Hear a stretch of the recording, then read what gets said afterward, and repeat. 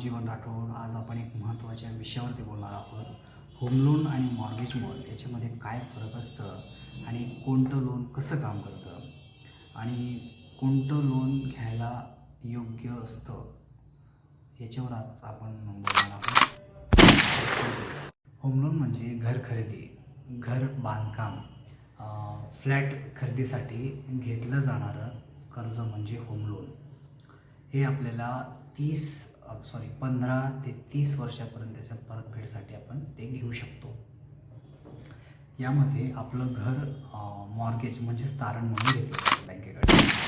Mortgage loan म्हणजे आपली मालमत्ता, दुकान, जमीन हे बँकेकडे तारण ठेवून घेतलेलं कर्ज म्हणजे मॉर्गेज लोन. हे लोन तुम्ही तुमच्या वैयक्तिक गरजा पूर्ण करण्यासाठी वापरू शकता, जसं व्यवसायासाठी, दवाखान्यासाठी किंवा लग्न समारंभासाठी. ठीक आहे. हे एक मल्टीपर्पज लोन असतं. आता दोघं लोनमध्ये कोणतं लोन योग्य आहे? जर तुम्ही नवीन घर खरेदी करत असाल तर तुमच्यासाठी होम लोन बेस्ट ऑप्शन आहे.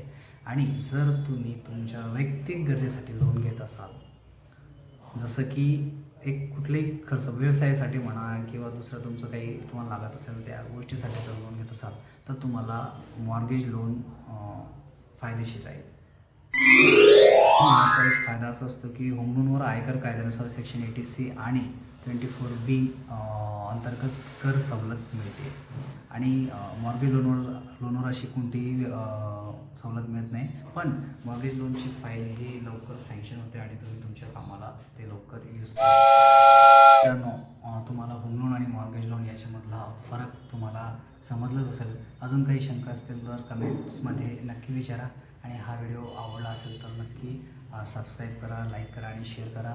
आणि याच्यानंतरच्या व्हिडिओमध्ये मी डिटेलमध्ये तुम्हाला होम लोन त्याच्यानंतर मॉर्गेज लोन हे डिटेलमध्ये सांगणार आहे की ह्याची प्रोसेस कधी सांगणार आहे. त्यासाठी चॅनलला सबस्क्राईब करा. थँक्यू.